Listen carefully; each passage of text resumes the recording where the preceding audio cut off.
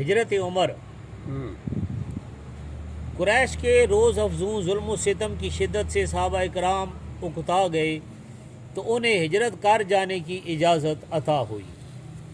روایت میں ہے کہ صحابہ کرام نے عموماً خفیہ طور پر ہجرت کی ہے، مگر عمر نے ہجرت کا ارادہ کیا تو مسلح ہو کر پہلے قدسی خدمت میں حاضر ہوئے۔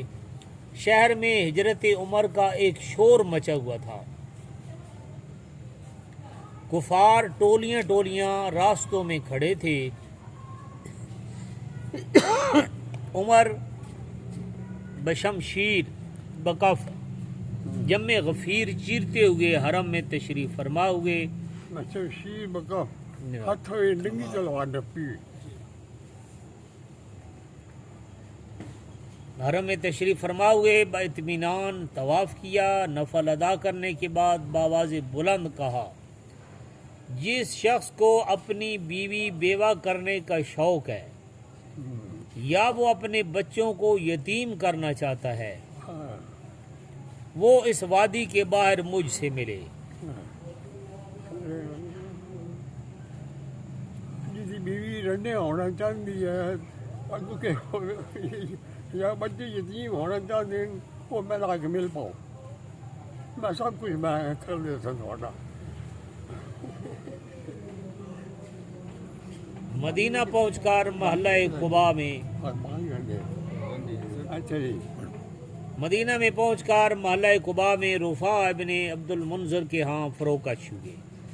26 جمادی الاخر 13 ہجری بمطابق 634 عیسوی میں حسب وصیت حضرت صدیق مسرت دارائے خلافت ہوئے۔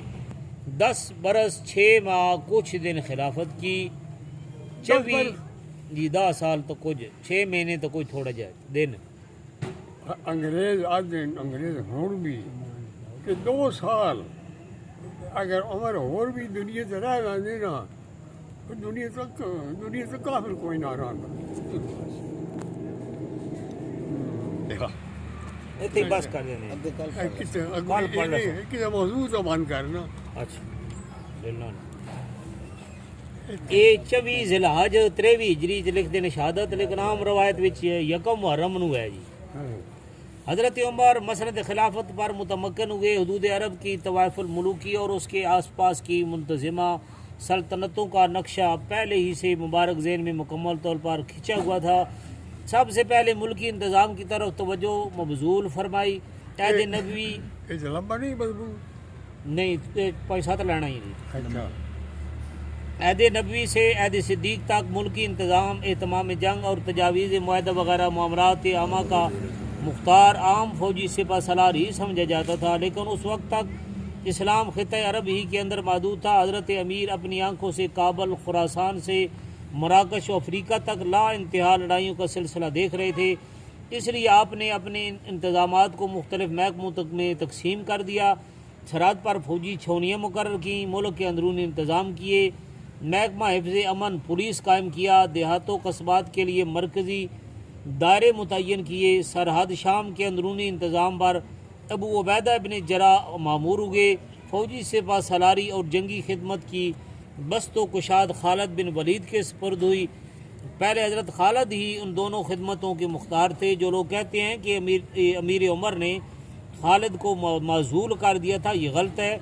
دراصل اس نئے انتظام میں عہدوں کی تقسیم ہو چکی تھی، جس میں ملکی گورنری سے فوجی انتظام کے لیے خاص کر دیے گئے تھے۔ ملک عرب کی حکومت جو چھوٹی چھوٹی قوموں اور خود سر قبیلوں میں بٹی ہوئی تھی اور کسی خاص انتظام کے ماتحت نہ تھی، حضرت امیر نے اپنی خداداد قابلیت سے اسے ایک مرکزی حکومت میں بدل دیا۔ اسی نئی حال چال سے اطراف کی سلطنتیں چونکیں۔ پیش بندی کے طور پر انہوں نے سرحدی قبیلوں کو بھڑکایا، اسلامی سرحدی قبیلوں میں سخت بدامنی پیدا کر دی اور لگے سرحد پر فوجیں جمع کرنے کا محافظ سرحد شام عراق مصنع نے دربار خلافت کو مطلع کیا کہ عراقی سیلاب عنقریب جو زن ہونے والا ہے، جس کی روک تھام کے لیے 30,000 بہادروں کی ضرورت ہے۔